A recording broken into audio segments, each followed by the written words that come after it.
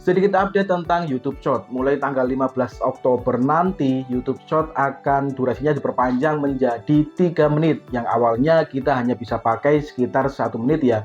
Nah, hal ini adalah menjadi hal yang menarik karena kita tidak perlu pusing-pusing lagi untuk ngepasin konten short kita dalam waktu 60 detik ataupun 1 menit ya. Karena bisa jadi ketika kita mau buat video short itu kelebihan 1 detik, 3 detik, 6 detik, dan lain sebagainya. Yang menjadi problem adalah kelebihan 1 detik saja, maka video short kita akan terkonvert atau berubah menjadi video panjang ya. Kadang-kala juga kalau seumpama hanya 60 detik, itu informasi yang ingin kita berikan itu juga kurang tersampaikan ya. Jadi dengan adanya durasi diperpanjang menjadi 3 menit, ini menjadi hal yang unik dan menjadi hal yang menarik di YouTube Short. Tapi perubahan durasi 3 menit ini tidak berlaku bagi channel-channel artis resmi ya, yang biasanya di samping nama channelnya itu ada ikon tanda musik ya. Nah, jika channel-channel artis resmi yang memiliki tanda ikon musik seperti ini, itu durasinya untuk sekarang ini masih tetap hanya maksimal 1 menit ataupun 60 detik ya.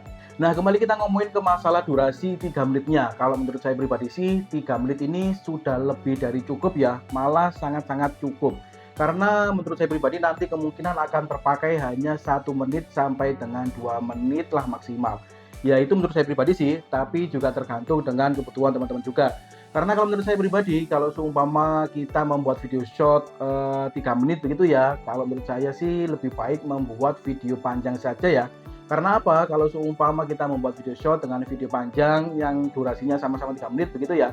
Nah, itu nanti kan berpengaruh terhadap pendapatan iklan yang akan kita terima. Kalau seumpama kita membuat video panjang kan iklannya lebih banyak daripada kalau kita membuat video short berdurasi 3 menit. Tapi ya itu semua kembali lagi ke teman-teman ya. Terkadang sesuai dengan kebutuhan juga. Mungkin kita ingin membuat video short karena views-nya bisa banyak dan bisa lebih cepat mendapatkan subscriber, tetapi tanpa mengurangi informasi yang perlu kita sampaikan. Nah, itu kembali lagi ke teman-teman ya, sesuai dengan kebutuhan saja. Nah, kayaknya juga sih karena durasinya diperpanjang menjadi 3 menit gitu ya, ataupun berubah dari awalnya 1 menit menjadi 3 menit, kemungkinan besar untuk algoritma dari YouTube Short sendiri ini juga akan berubah.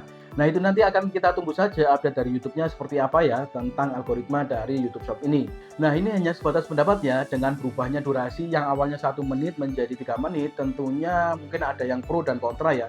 Kalau menurut saya pribadi, itu ada plus minusnya sendiri memang. Nah, plusnya adalah, yaitu tadi, kita bisa memanfaatkan durasinya yang lebih panjang.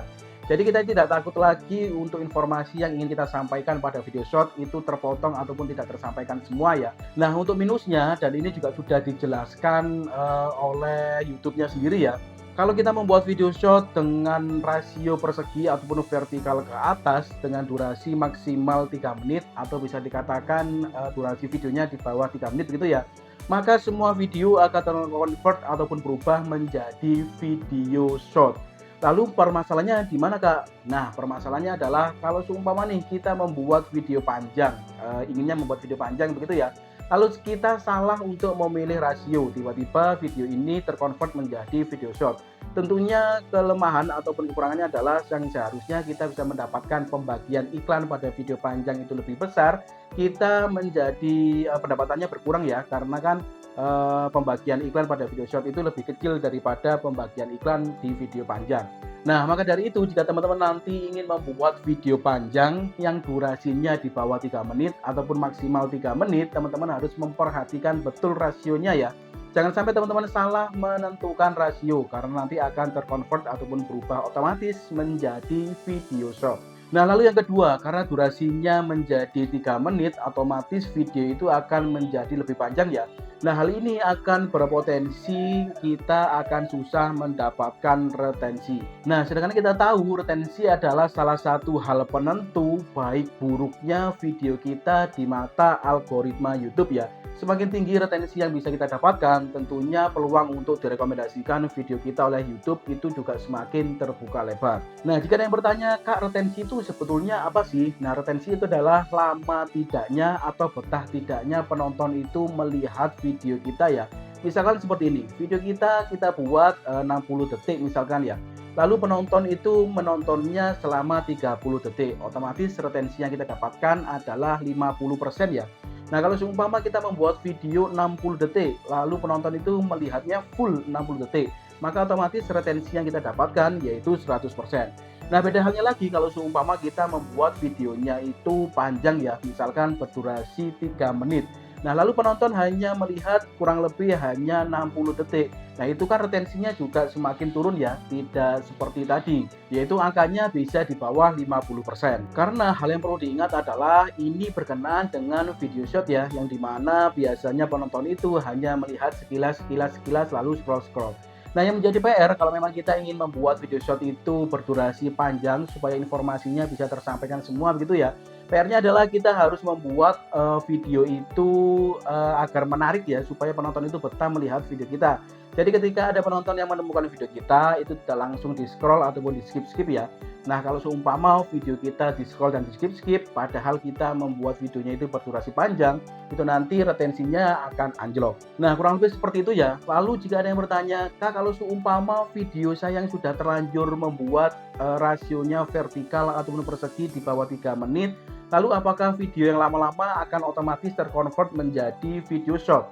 Nah, ini adalah pertanyaan bagus ya. Jawabannya adalah tidak. Nah, peraturan ini akan berlaku setelah tanggal 15 Oktober ya. Jadi bagi teman-teman yang memiliki video berdurasi maksimal 3 menit ataupun di bawah 3 menit dengan rasio persegi ataupun vertikal, yang teman-teman itu membuatnya sebelum tanggal 15, maka teman-teman akan tetap mendapatkan komisi ataupun penghasilan iklan itu sesuai dengan peraturan video panjang ya. Jadi teman-teman tidak perlu khawatir ataupun takut. Peraturan ini dibuat setelah tanggal 15 seperti itu ya. Nah, mungkin itu tadi ya sekilas tentang pembaharuan dari YouTube Short. Nah, bagaimana nih menurut teman-teman? Apakah YouTube Short berdurasi menjadi 3 menit ini lebih worth it ataupun seperti apa?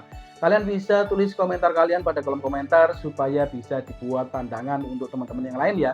Terima kasih sudah menonton. See you next video.